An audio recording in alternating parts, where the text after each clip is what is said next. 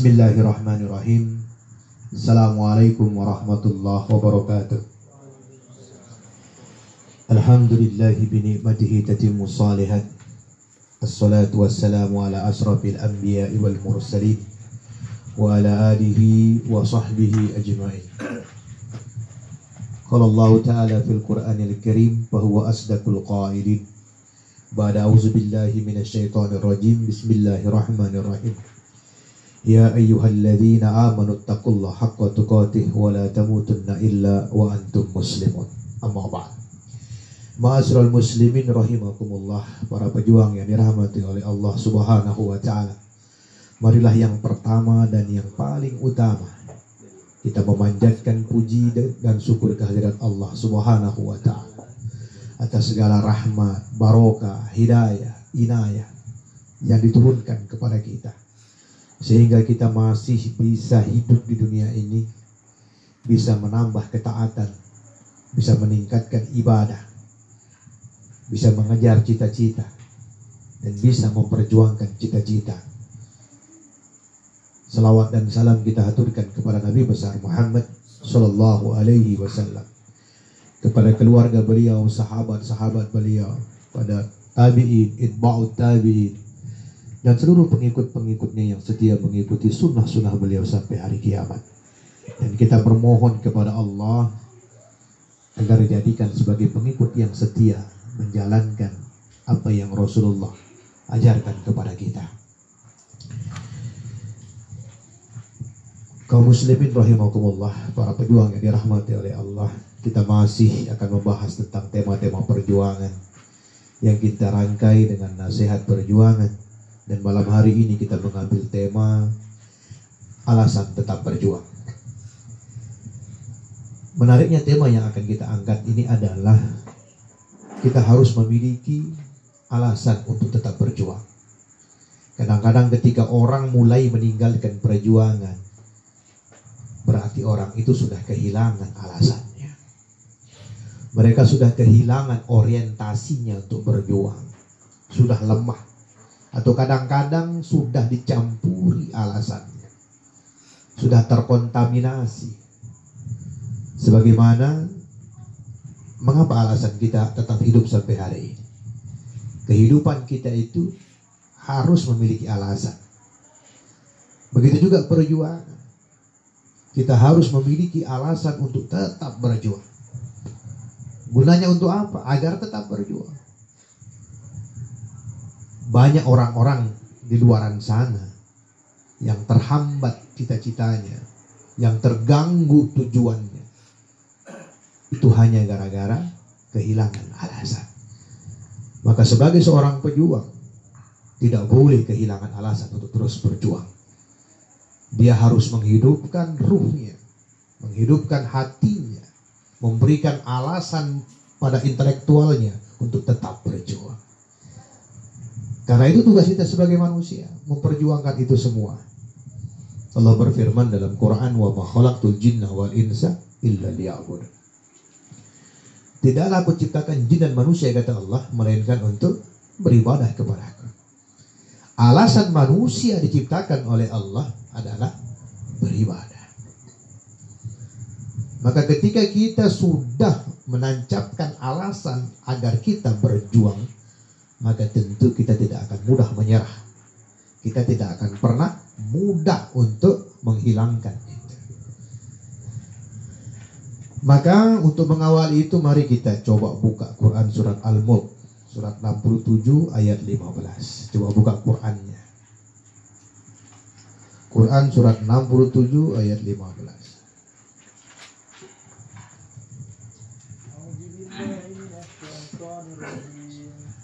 Huwallazi ja'ala lakumul arda zalulan famshu fi manakibiha wa kulu min rizqihi wa ilayhin nusyur. Allah lah yang telah menciptakan bumi terhampar untuk kepentingan kalian. Wahai manusia, berjalanlah kalian di muka bumi dan makanlah dari rezekinya. Hanya kepada Allah lah semua makhluk akan dikembalikan. Lihat, kita perhatikan baik-baik firman Allah ini. Allah berfirman, Bismillahirrahmanirrahim.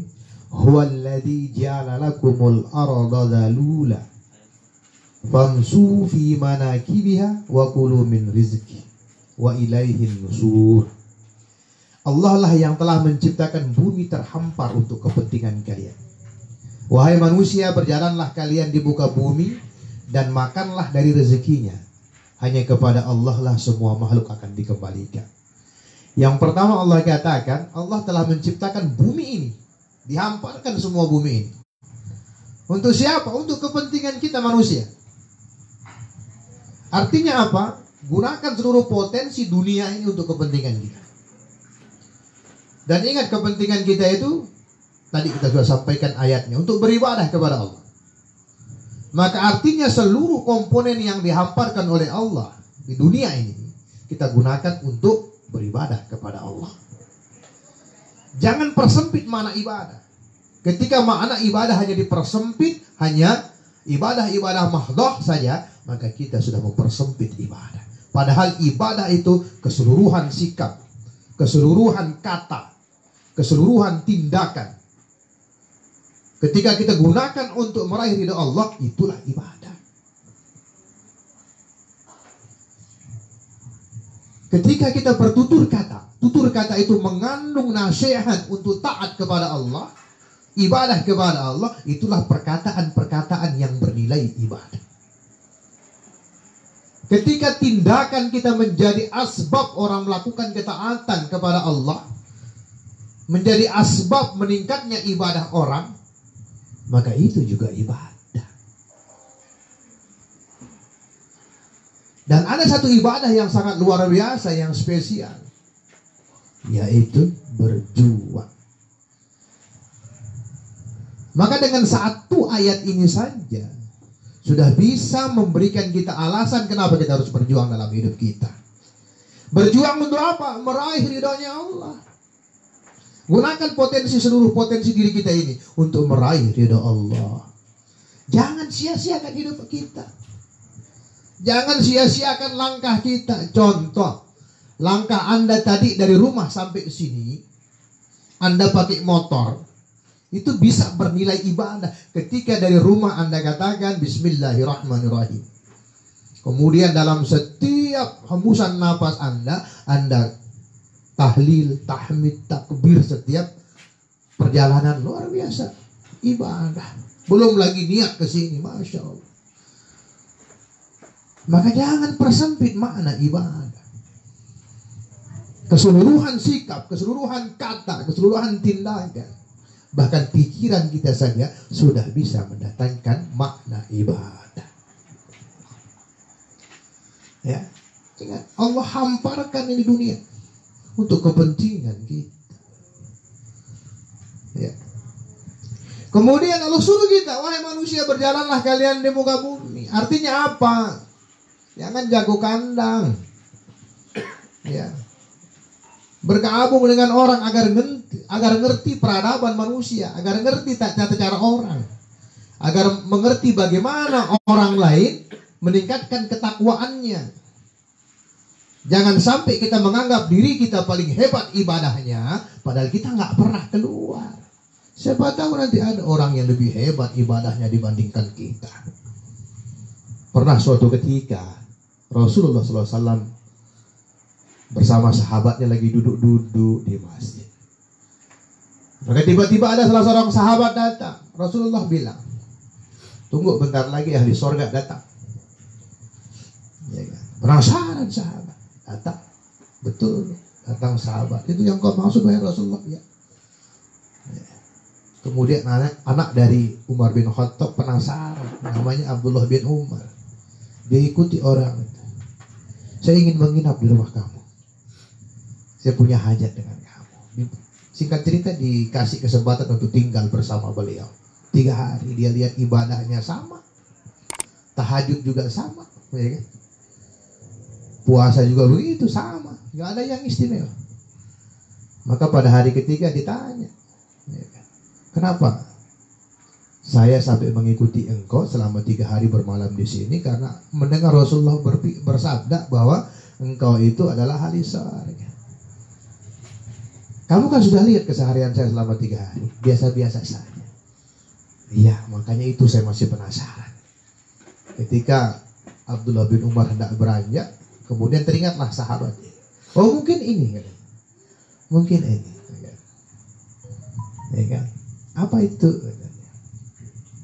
Aku tidak pernah menyimpan dendam dalam hatiku.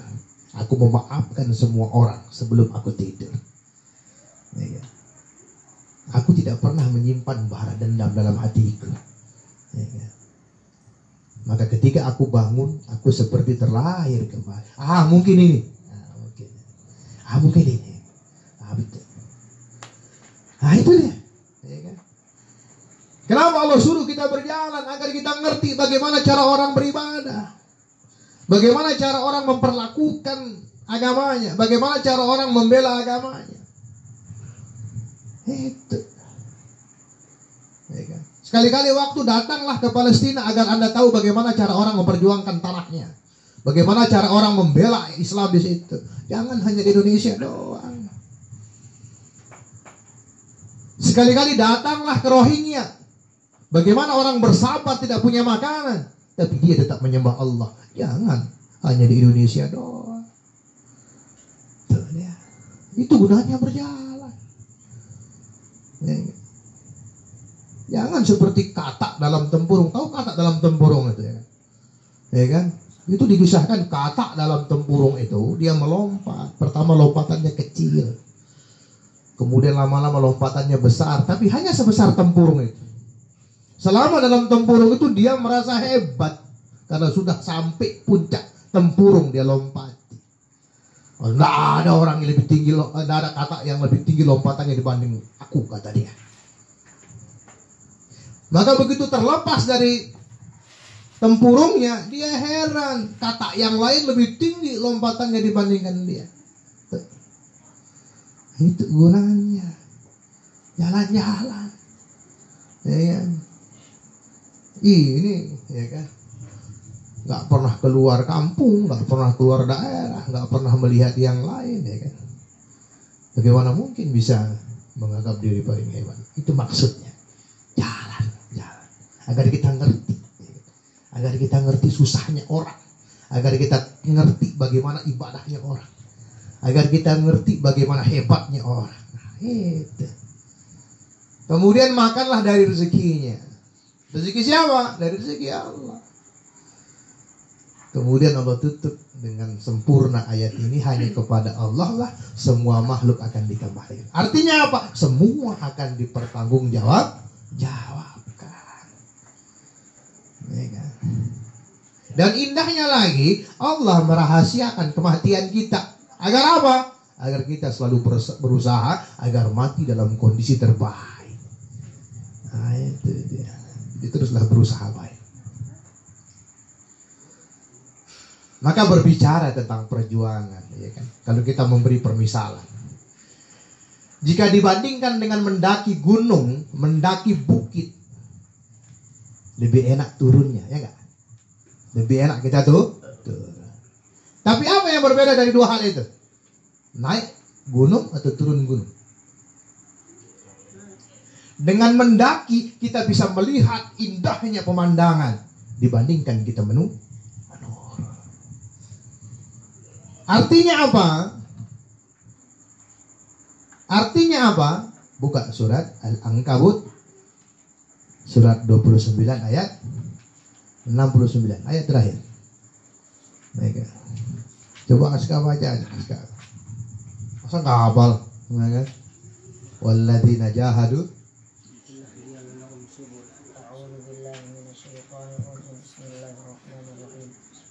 Walladzina jahadu fina lanahdiyannahum subulana wa innallaha lama'al muhsinin. Orang-orang yang sungguh-sungguh memperjuangkan agama kami dengan segala penderitaan, niscaya akan kami bukakan jalan-jalan keluar dari kesulitan mereka. Sungguh Allah selalu beserta mereka yang memperjuangkan agama Allah dengan baik. Tuh, lihat. Jadi mendaki itu memang lebih susah dibandingkan menuruni bukit atau menuruni gunung. Tapi yang tersembunyi di situ adalah pemandangan di atas gunung lebih indah dibandingkan pemandangan dari bawah gunung. Ayat kata. Ya kan?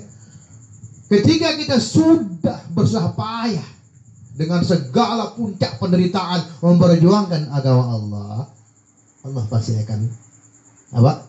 Kasih kita kemudahan setelahnya. Lanah diannahum subulana. Janji Allah tuh. Ya kan? Dan ingat kalimat yang selanjutnya ini yang sering saya singgung di sini, yang kita singgung. Wa innallaha lama'al muhsinin. Sungguh Allah beserta mereka yang memperjuangkan agama Allah dengan baik. Allah nggak pernah meninggalkan orang yang berjuang. Allah nggak pernah tinggalkan orang yang perjuangkan agamanya. Nggak pernah. Ini ayatnya nih. Jelas Allah katakan di sini. Wa innallaha lama'a. Tuh. Allah beserta mereka tuh. Maka kunci atau syarat agar kita nggak ditinggalin oleh Allah, berjuang. Berjuang.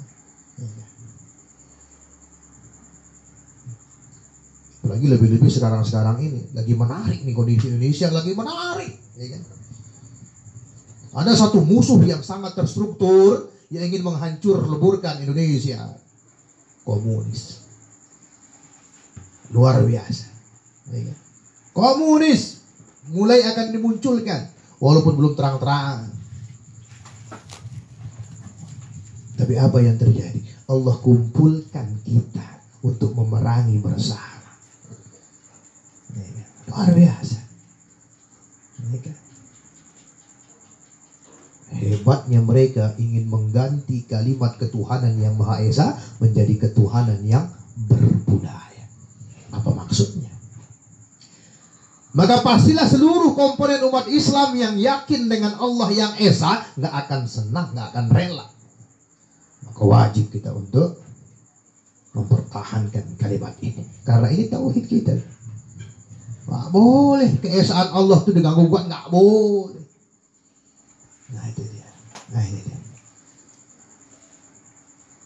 Maka sekarang tinggal kita memantaskan diri pada barisan yang mana, gitu ya.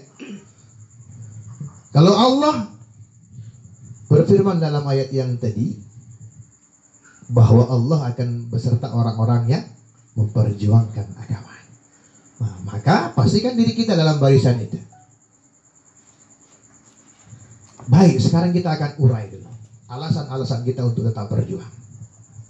Yang pertama, yakin dan percaya bahwa perjuangan membela Islam diridhoi oleh Allah Subhanahu. Ini alasan yang pertama dulu. Ya. Kita harus yakin apa yang kita perjuangkan ini adalah membela Islam, menegakkan Islam, menguatkan Islam, syiar agama Islam diridhoi oleh Allah. Ini kalau sudah merasa nggak diridhoi, ya sudah kehilangan alasan gitu. Ya kan? Sudah kehilangan alasan untuk itu. Maka seorang pejuang itu harus yakin dengan balasan Allah bagi para pejuang. Itu dia. Yakin. Kalau nggak yakin, wah masya Allah. Ya kan? Yakin.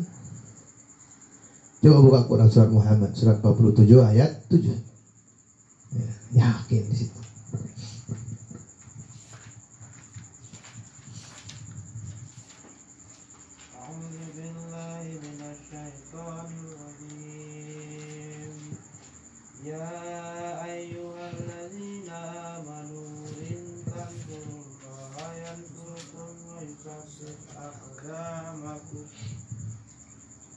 Wahai orang-orang beriman, jika kalian berjihad untuk membela Islam, niscaya Allah akan menolong kalian dan meneguhkan langkah-langkah kalian. Yakin nggak dengan ayat ini? Kalau yakin, apa yang akan membuat kita lemah? Kalau kita yakin dengan ayat ini, wahai orang-orang beriman, jika kalian berjihad membela Islam, niscaya Allah akan menolong kalian dan meneguhkan langkah-langkah kalian. Yakin nggak? Yakin nggak ditolong oleh Allah? Yakin nggak diselamatkan oleh Allah? Yakin nggak dibantu oleh Allah? Harus yakin.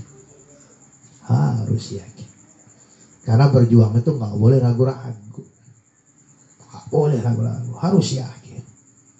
Ya, perjuangan kita ujungnya satu. Li'ilai kalimatillah.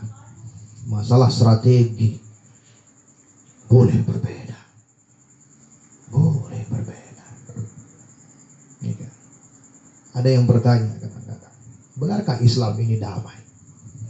Kalau benar Islam damai, kenapa banyak ayat-ayat perang? Nah itu.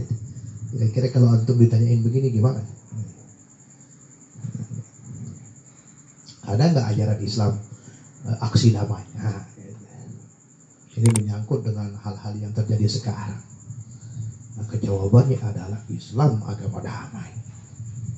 Ketika syariat Islam diterapkan seluruhnya, maka kedamaian akan muncul. Ya kan? Ini sudah terbukti sejarah. Buka aja sejarah. Buka sejarah. Zaman Utsmani, zaman ke belakang lagi, ya kan? Kedamaian Islam itu akan terwujud di situ. Jangan analogikan dengan kejadian hari ini. Ya kan? Lalu bagaimana aksi damai? Ada nggak dalam Islam? Itu adalah strategi teknis berjuang. Lalu bagaimana dengan perang fisik? Perang fisik adalah salah satu solusi terakhir ketika solusi-solusi lainnya tidak indah. Karena itu dia, itu solusi terakhir. Karena peperangan itu banyak ragamnya. Ada ghazwatul fikr, perang pemikiran, ya kan? Ada perang budaya, ada perang intelektual, ya kan? Ada perang intelijen, ada perang fisik. Jangan dipersepsikan makna, ya kan? Hanya perang fisik. Perang fisik adalah solusi terakhir. Bagaimana Suriah? Ketika perundingan nggak bisa jalan, ya kan? Gencatan senjata nggak bisa, ya sudah. Rasulullah mengajarkan seperti itu. Ya. Sebelum perang utus dulu sahabatnya datang ke Romawi. Kamu mau peluk Islam? Selamat. Ya kan? Enggak perang. Nah itu. Nah aksi-aksi damai bisa kita analogikan seperti itu. Ya kan? Tidak menutup kemungkinan. Makanya kenapa Laskar Mujahidin itu latihan tiap minggu. Agar apa? Ketika waktu itu tiba, nggak perlu persiapan lagi. Ya. Artinya hari ini PKI misalnya menabuh genderang perang, Laskar Mujahidin nggak boleh mundur. Ngapain latihan tiap minggu? Ya, tiap minggu kita latihan. Ya, siap. Siapapun yang berani menghina Islam, memajukan dirinya untuk melawan Islam, kita siap. Ya, siap, insyaallah.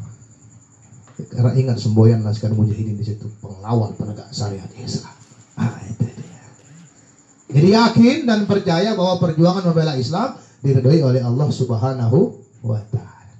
Yang kedua, jangan menyerah karena takut gagal. Belum sudah bilang, wah nanti kalau kita itu takut gagal. Ya kan?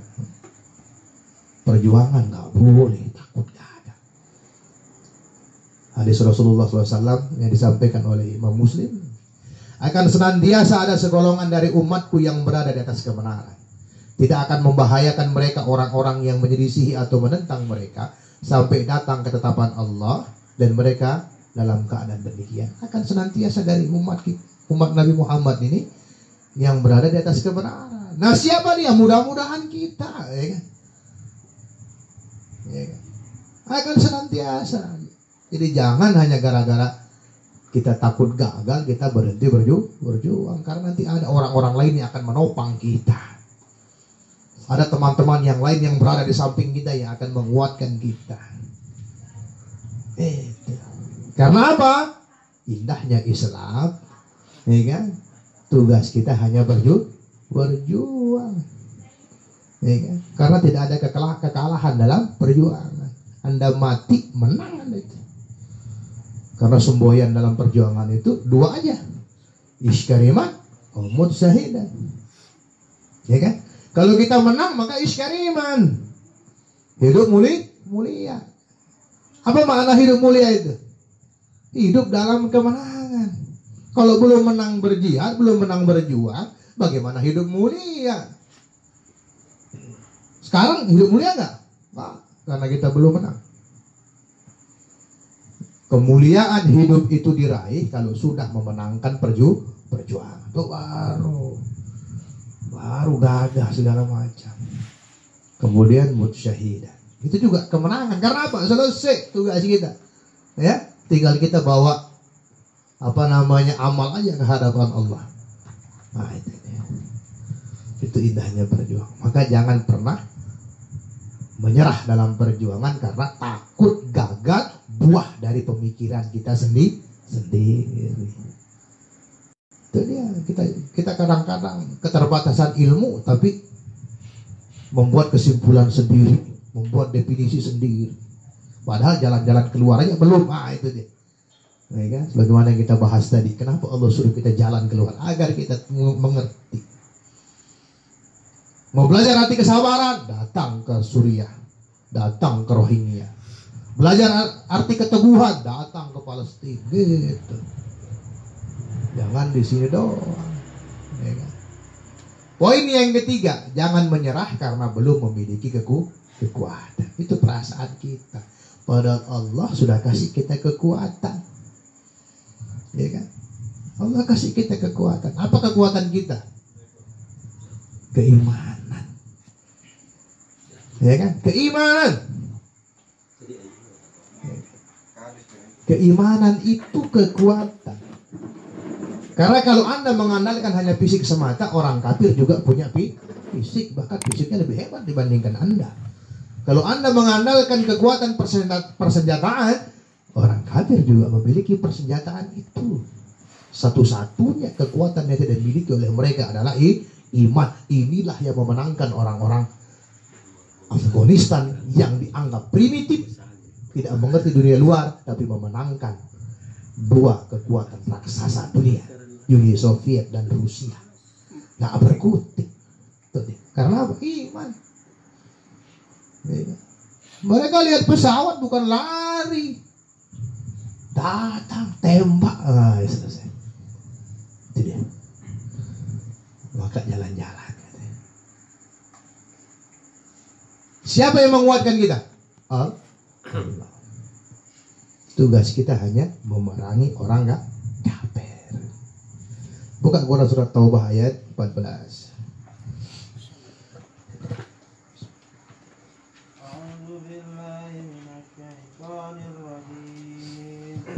قاتلهم يعذبهم الله بأيديكم ويخزهم وينصركم عليهم ويشفي صدور قوم مؤمنين. Wahai kaum mukmin, perangilah kaum kafir. Allah akan menghancurkan kekuatan mental kaum kafir dengan tangan-tangan kalian, menghinakan mereka, memenangkan kalian atas mereka, dan menyenangkan hati kaum yang beriman. Setelah melihat ayat ini, ada alasan kita untuk lemah? Ada alasan enggak? Tugas kita merangi aja, perangi dengan segala potensi yang kita miliki. Tugas kita memerangi orang kafir. Agar dua saja, mereka mau beriman kepada Allah atau berperang bersama kita. Begitu. Gagah itu ya. Wahai kaum mukmin, perangilah kaum kafir yang memerangi kalian. Tuh, Allah kasih pilihan tuh. Kalau sudah kita lakukan itu, Allah akan menghancurkan kekuatan mental kaum kafir dengan tangan-tangan kalian. Allah yang menghancurkan. Maka apa yang membuat kita tidak merasa memiliki kekuatan? Ada Allah di hati kita. Ada Allah yang menjaga kita.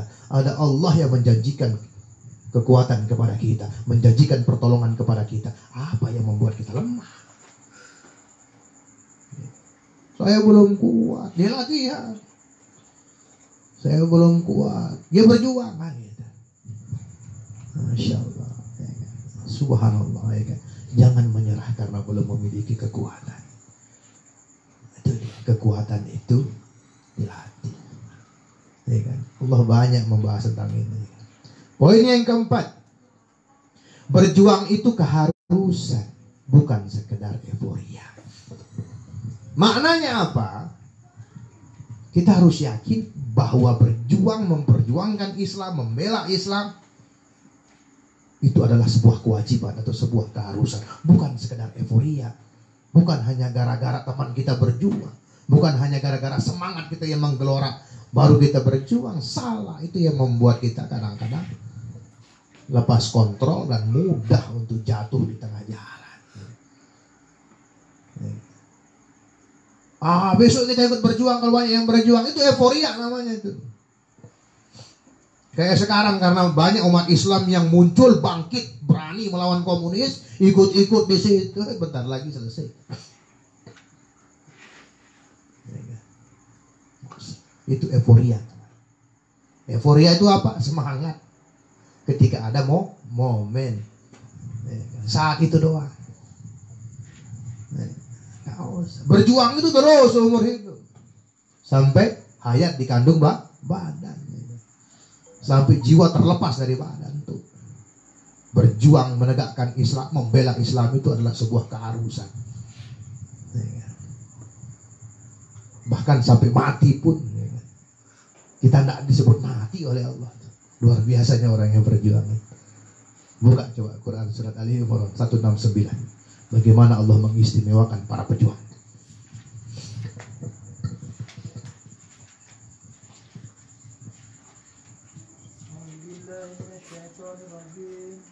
ولا تحسبن الذين قتلوا في سبيل الله أموات بل أحياء عند ربهم يرزقون. Wahai kaum mukmin, sekali-kali kalian jangan beranggapan bahwa para mujahid yang terbunuh ketika membela Islam itu mati. Mereka itu hidup di sisi Tuhan mereka dan selalu memperoleh rahmat. Tuh, ya kan, Masya Allah, luar biasa penghargaan Allah bagi para pejuang. Maka di sini kita katakan berjuang itu harus keharusan. Antum harus yakin betul dari diri pribadi. Jangan hanya gara-gara euforia. Ketika melihat orang semangat, ikut semangat. Walaupun itu boleh. Tapi rugi, ya kan? Cuma dapat poin kecil doang. Ketika temannya nggak semangat, ikut nggak semangat, itu euforia tuh. Ya kan? Ketika ramai yang berjuang, ikut berjuang. Ketika ada temannya yang nggak lagi berjuang, nggak ikut berjuang, itu euforia tuh. Ya kan? Orang ke kanan, orang ke kiri, ya kan? Bagikan air di daun talas, terombang ambing sana sini, atau seperti sampah di lautan, gitu ya. Kesana kemari terombang aja. Pejuang nggak boleh begitu. Mudah-mudahan dari 4 alasan ini yang kita kemukakan ini membuat kita tetap memilih untuk berjuang. Kalau sudah kita paparkan 4, padahal bisa kita bawa banyak sekali alasan untuk berjuang. Pentingnya hari ini kita membahas ini agar kita memiliki motivasi. Gali dari diri kita pribadi. Bangun tengah malam nanti, munajat kepada Allah, ya Allah, ya kan?